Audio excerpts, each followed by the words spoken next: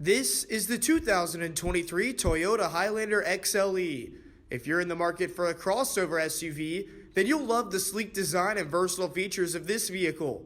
The Highlander XLE is equipped with Toyota's pre-collision system, with pedestrian detection alert, dynamic cruise control, lane departure alert, and more features that keep you and your passengers safe. With comfortable third-row collapsible seating, a sunroof, and updated digital features like Apple CarPlay and Android Auto, you'll be riding in style when you get behind the wheel of your new Highlander. Today, we're taking Steven Alvo for a drive. The 5'11" defenseman is in his first year with the Dawgs, and the Toronto native has already tallied 3 goals and 3 assists in his blue and gold sweater.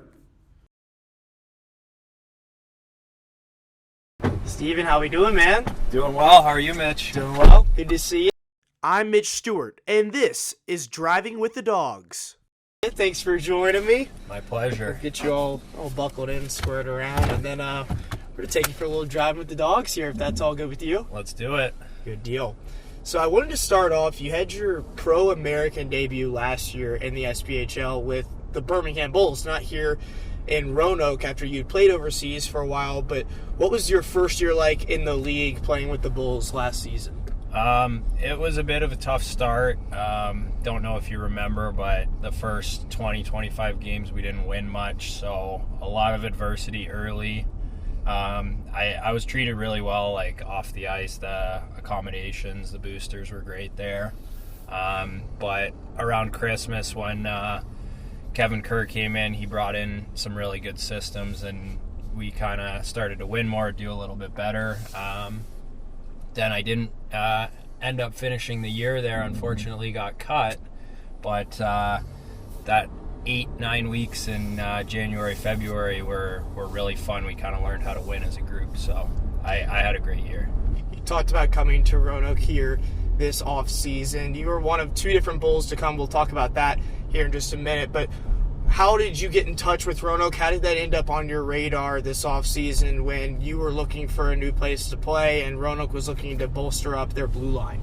It started actually the beginning of last season. I got put in touch with Coach Bremner through one of the former players here, Dan Vernace, and so I spoke with him a bit, talked about potentially coming, but he wasn't sure if they had space yet, and then Birmingham ended up offering me a contract right away, so I ended up going that route, but I had his number still this year and obviously followed Roanoke's run last year, so he was one of the first people I reached out to myself looking for a new team, and got back to me in a couple days, and it was a pretty short process. I was excited at the opportunity. So you come here with Brody Duncan, who is a Bull last year. Was that kind of nice to at least come in knowing a familiar face in the locker room, Brody having played with you in Birmingham, and then Brody also having played with a lot of Rail Yard Dogs in that COVID-impacted season with Columbus as well? Yeah, that was great. So Dunks and I were roommates last year. He was one of the first guys on the Bulls I met, and we hit it off right away. We were hanging out all the time together, and it was great to know that I was going to have a buddy here already, and then he was able to give me the lay of the land, told me about some of the returning guys that he was friends with, and basically just spoke highly of the guys and their character and the culture here, so it made it a much easier transition. You lived with Brody in Birmingham last year, but I'm curious to hear now, who are you living with here in Roanoke, and what is it like living with either that person or that group of people wherever you're at? So for a while it was just Dylan Radin and I. We had just the 2 of us, and he's a pretty easygoing guy. We get along really well. And then Taylor Joseph came in to our apartment as well when he signed, and he's fit in really well also. Really nice guy. They do well at keeping things clean. We don't have too messy of a place. And we hang out a fair amount, watch a bunch of hockey together. Good guys to bounce things off and just hang out with away from the rink. So another thing I wanted to talk to you about, I asked you about it a couple weeks ago, pretty fresh on into your career here in Roanoke. about the nickname that I've kind of dubbed you as Stevie Cool. I want to hear, first of all, like, what are your thoughts on it? Are you cool with being Stevie Cool? And maybe are there any other nicknames that you've kind of had, whether through your hockey career or just in general, like growing up, that I'm maybe missing? I'm a pretty big fan. I was kind of laughing the first time I heard it, and then, once it kind of stuck with you on the broadcast, I thought, you know what, I could have worse nicknames than that. That's pretty good. And I think I try to play a pretty poised, calm game, so I think it's not bad. The other nicknames I've had were pretty basic, so I'd say this one's pretty original. My friends back home call me Steve the Egg, which is because I got concussed and had a cracked egg at one point.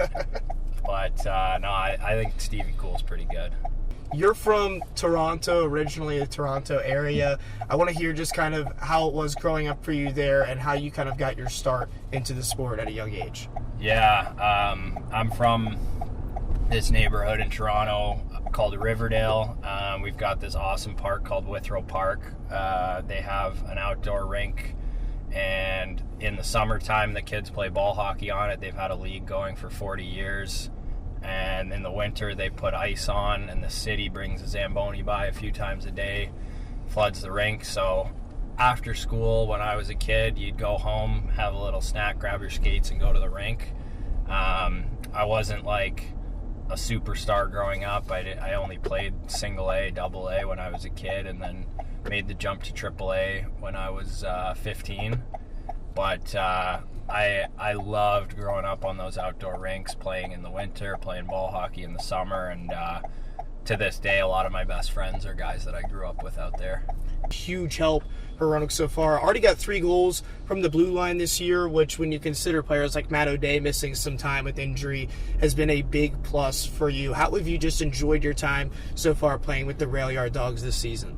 I've really enjoyed it. I had Matty O as my D partner the first few games, so I can't really imagine a much better way to settle in. He's a very easy guy to play with, and then had to kind of transition away and play with other guys when he got hurt. I thought I kind of struggled for a few games there in the middle, but I gotta say a big thank you to Coach Bremner for kind of sticking with me through that tough time, and we kind of found our way out of it, myself and the team as a whole.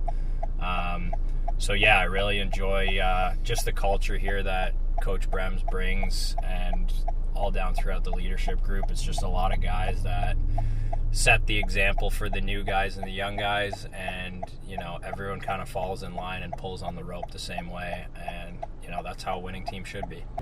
I've got to know, in your opinion, who's got the best style? Who's the best dressed guy on the team, whether it's coming in on the locker room on game days or just in general? Who are you noticing that's got the so-called drip? That's a good question. I really hate to give this guy credit here, but I think Brody Duncan brings some good style. He's got a knack for finding clothes that not everyone has. So I would say off the ice, him probably. Yeah, I can't think too much more off the top of my head. Nick Ford has a bit of a relaxed, kind of loosey-goosey style, which he really rocks well. And then on game day, I always like seeing Nick DeVito's fits. Oh, yeah, he always brings out the cap and whatnot. Yeah. That's fair. I think those are some good selections. So just kind of something that you'd like to leave it off with as a message to the fans as we head into this very busy time of the year in the SPHL. I think the biggest thing for us is finding consistency. Obviously, you're going to have games where you play well, games where you're kind of struggling. But I think we've done a good job at kind of working through a bit of early season adversity, and I'm excited to see kind of this team hit its full stride with a couple of guys coming back, getting healthy, and then really seeing where we can go in the second half of the season here.